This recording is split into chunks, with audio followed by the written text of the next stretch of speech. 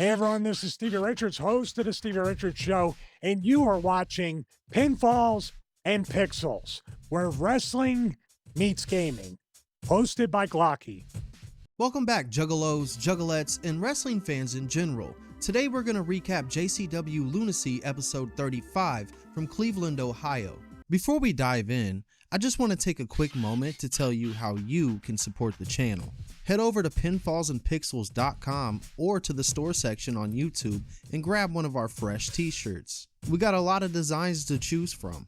Or maybe you'd like an art print or a sticker featuring one of our exclusive cosplay designs. Want to be part of the show? Producer credits are also available so your name can appear in the credits of future videos. Thank you so much for the support, and now back to the video. This episode, we kick things off with a rare sight.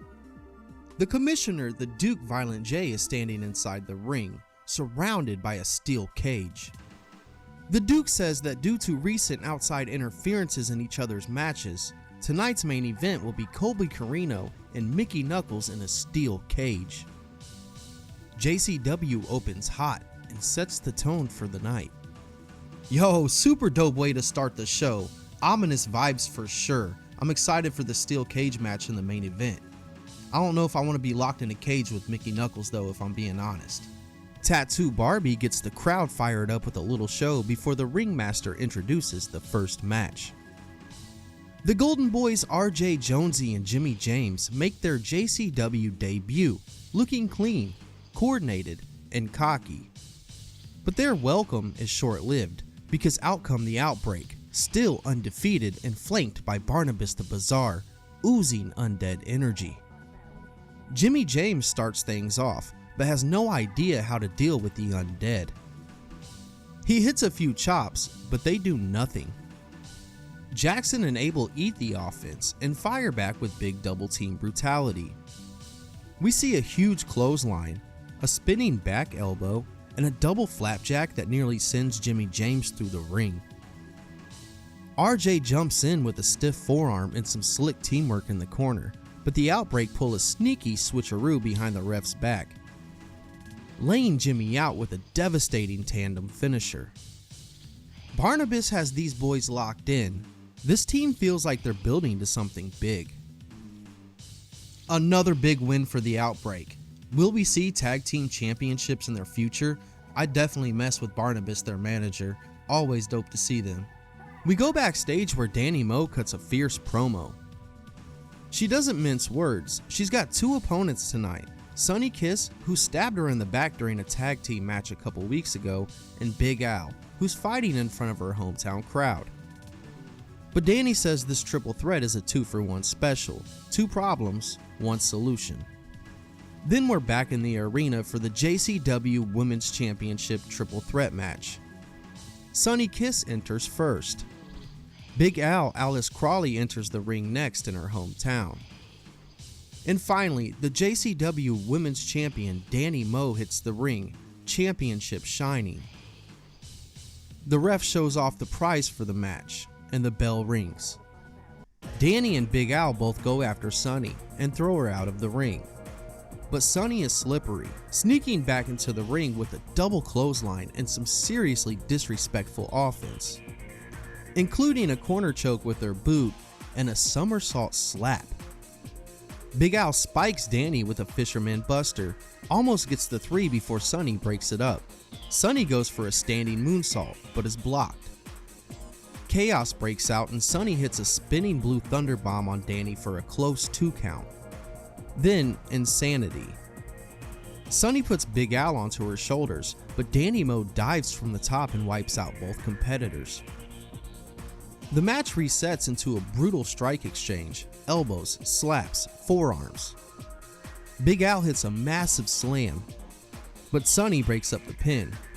Danny hits the moon mist twist, but here comes Big Al out of nowhere with a short arm lariat from hell. She then covers Sonny and steals the victory.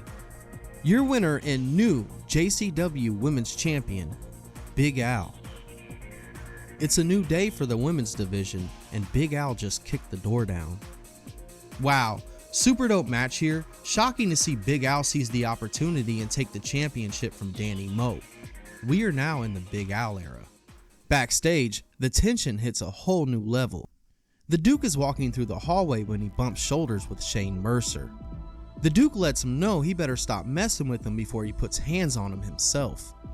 Shane doesn't flinch, he steps in, face to face. Jay pushes him away, and before things explode, referees step in and pull them apart.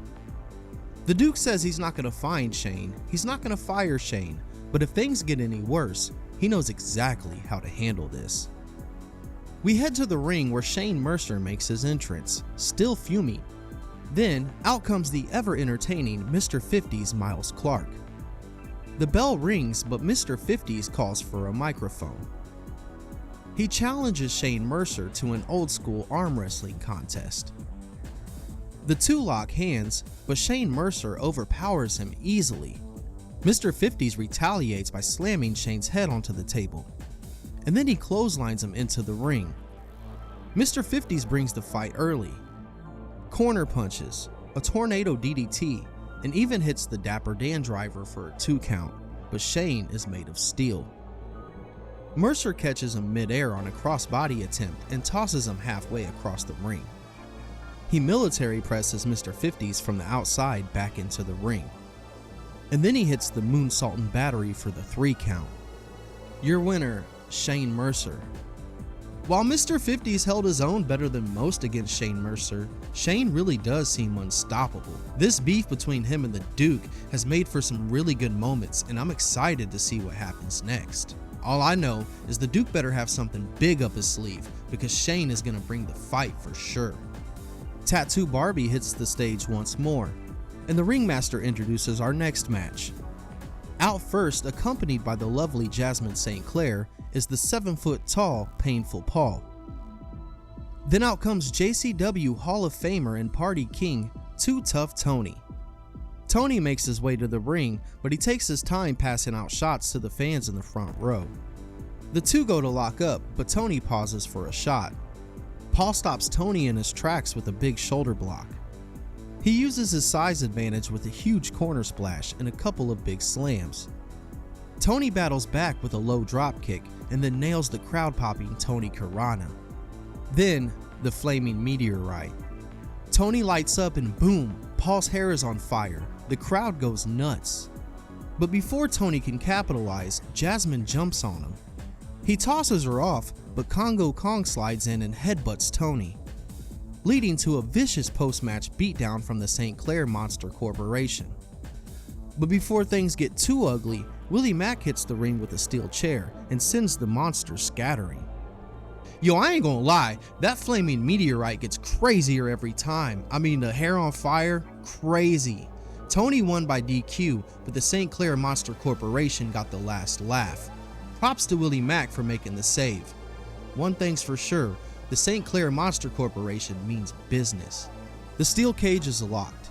It is time for our main event. Colby Corino, the Prince of Old School, enters first, cocky, composed, and clearly with a plan. Then out comes JCW Hall of Famer Mickey Knuckles, dragging an axe and ready to throw hands. They waste no time. Colby opens with strikes, but Mickey fires back with headbutts and chops that echo in the cage. Colby bites her on the forehead, and then he gets the axe and he digs it into Mickey's skull. Colby throws her into the cage repeatedly before climbing up and diving off with a huge elbow drop. He tries to climb out again, but Mickey catches him with a powerbomb. She starts using the cage herself, slam after slam. As both climb the cage, they headbutt each other, teetering on the top. Then, disaster. Jeff the ref gets wiped out. And here comes Shane Mercer. He enters the cage like a straight beast and hits a ridiculous moonsault and battery on Mickey and collects cash from Colby Corino. Colby crawls out the door and wins the match.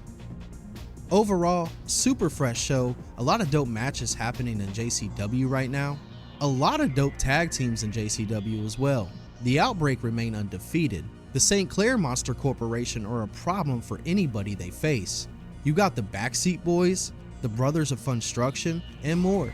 This tag team division is really heating up. We got a new JCW Women's Champion as we enter the Big Al era, and I really can't wait for next week. I bet the Duke is pretty pissed about Shane Mercer interfering in the main event like that. I really do wonder what he's got up his sleeve. Be sure to like this video if you enjoyed this JCW recap. Super fresh episode this week. Let me know your thoughts down in the comments. Who do you think is going to challenge Big Al first? Will the Duke get revenge on Shane Mercer? And be sure to like and subscribe if you enjoyed this JCW recap. Thanks for watching. This is Glocky and I'll catch you next week.